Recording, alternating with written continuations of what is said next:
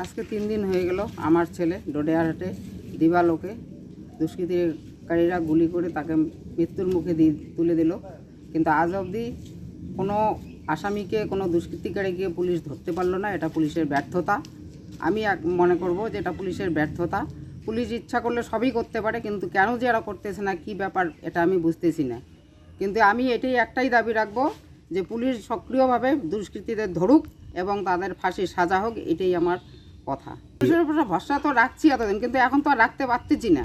কেননা আজ অবধি যখন পুলিশ পদক্ষেপে নামলো না, কোনো আসামি এখন শনাক্ত করতে পারলো না। এটা তো যেহেতু একটা 2টা থানা, এখানে পুন্ডিবাড়ি থানা, কোতোয়ালি থানা, 2 জায়গার মাঝখানে ঘটনা, তার মধ্যে 2 জায়গার পুলিশ এখনও অবধি আসামি ধরতে পারলো না। এটা কি অবাস্তব? আগামী থেকে পুলিশের উপর কী করে ভরসা রাখবো যদি আসামি সুষ্ঠু সুবিচার না পায়?